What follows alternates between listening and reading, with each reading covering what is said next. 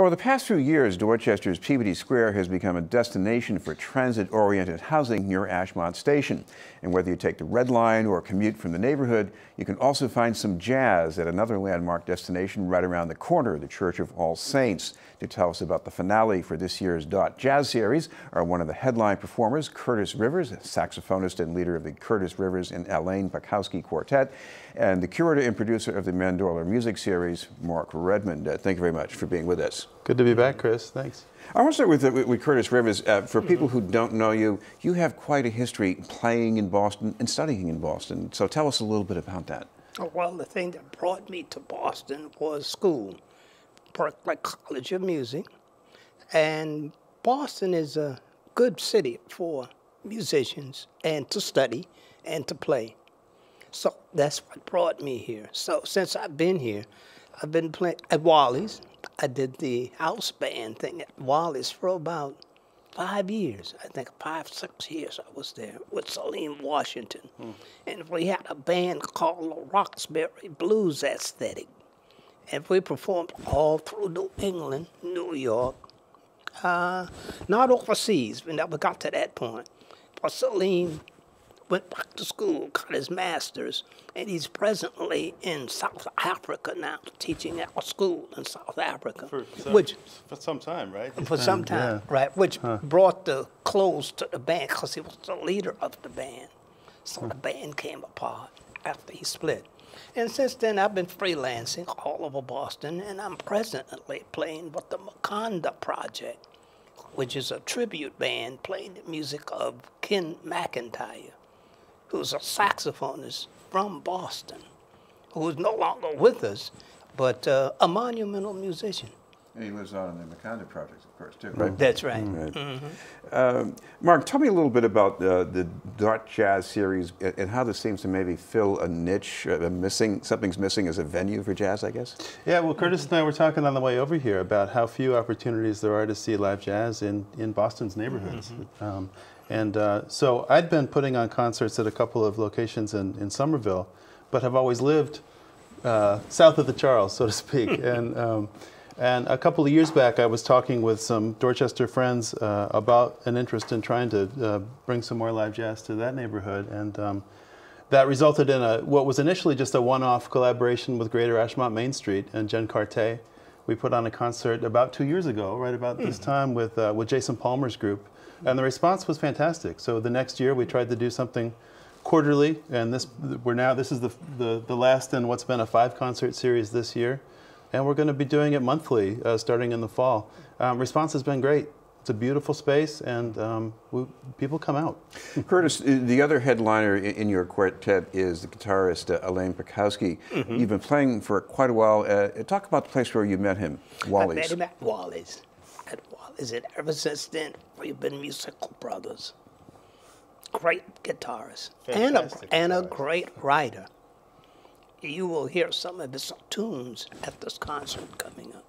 And we're going to hear one of the excerpts. I think this is with you and Alain.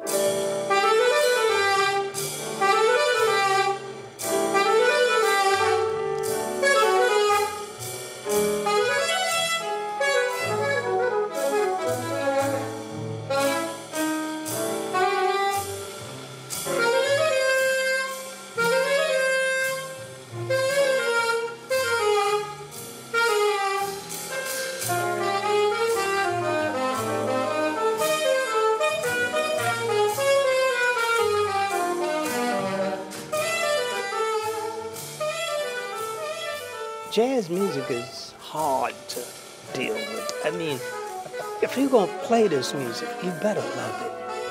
The only reason you do it is because you love it. If you're in this music for money or fame or fortune, you're making a big mistake. Can you remember when you really felt like you were in love with this music? When I heard John Coltrane. And then from there, I went backwards and I heard Bird. And that did it. Because originally, I wanted to be a doctor. But after I heard the music, all of that went out the window. You were saying your dad was dismayed when he... Yes, he was. He didn't want that. Mark, talk about what this is like as a live performance experience, because people say, this is in a church?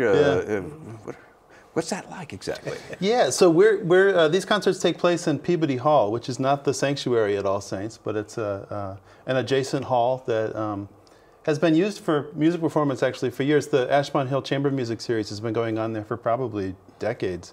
Wonderful thing. They have a really devoted audience, and you know, the room works great for music. It's a nice sound. It's big enough to accommodate a crowd, but small enough to feel intimate. There's a little stage at the end of the room, and enough space to spread out, and it's great. Other things that viewers should know are right around the corner from Ashmont Station on the MBTA, free parking. The neighborhood's home to some fantastic restaurants. It's a great night out. Yeah. Kurtis, what about having a steady presence in the jazz scene in Boston? Because there's one place you played later, the Toy and Ramsey Veterans Post. What was that like? Because you played there for a number of years. 8 years altogether. It was beautiful. I look forward to it every Sunday. The musicians, I was fortunate enough to have musicians who have the same view of things, who enjoyed it just as much or more than I did. I mean, how did that come about? People say, is Veterans Post? Well, I had a friend who said, Kurtis, are you looking for a place to play? Let me help you. His name was Alex. I forgot Alex's last name, but he took me to the Post, and I met a wonderful lady called Marie Carrington, who had a beautiful love of the music. And from there, we got started with her help.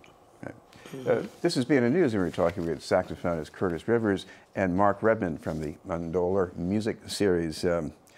Mark, what about building the audience for this series in Dorchester? Because at first it seems Dorchester is not the most obvious place to have a jazz series. So what did you have to do to get people to pull them in? Well, here's the thing about it, is that the response has been fantastic. For the 20 some odd years that I've lived in Boston, I've always lived south of the Charles, and I've usually had to travel to Cambridge or Somerville to see the music I enjoy. So it's really exciting to be part of building something that is in the neighborhood, and people are coming out. The response has been great. Honestly, we've got better crowds at the Dorchester shows than at the ones that I do in Somerville. People are hungry for the opportunity to see the music, and word is spreading. Word is spreading slowly, in part because we're lucky to work with such musicians of this caliber. That folks like this want to play at this series. And what Kurtis was talking about, the Post, what's especially exciting about next Thursday, May 9th, this concert, is that it's sort of a reunion of that core group that was at the Post for all those years. Kurtis and Alain and a wonderful rhythm section, Mickey Matsuki, one of my favorite drummers in Boston, and Paul Dilley on bass, who mostly plays country music these days, but is a fantastic bebop player, great guitarist, and great writer. So really top notch. And I would like you said to a piano player is going to be joining Dave too, right? Harwood would be with us. I just met him recently, and I want to mention Melvin Graham. Yeah, he was with me. That's right. That's right. Of course, Melvin was there after Paul got busy with the country group. That's yeah. right. And of course, Mike Mallison. We missed him. Oh yes, yes. Yeah. Kurtis, with all our talk about classics, I don't want to alienate younger listeners, but what would you say to a younger listener, especially who says they want to come out and hear something that they can hook into? What would you say to them about what you're playing? Come listen. Come listen and see if you like it. You may like it. Yeah, but isn't jazz still something that lurks under the surface of the newer music that younger people are listening to? Yeah, because jazz has never been treated with the respect that it deserves, being the music that was born in this country. I mean, even today, people know about it now, but not really, if you know what I mean. But it's growing. It is growing, as Mark said. Things are happening, like I said, the presentations at the church. People are showing up in large numbers and stuff like that. Well, that's happening all over now. I was recently down in Savannah, and people are playing. Charleston, people are playing. All up and down Eastern Seaboard, things are happening. And in the schools now. They're teaching jazz in the schools now. I mean, Berkeley has become one of the leading schools of contemporary music in the world now.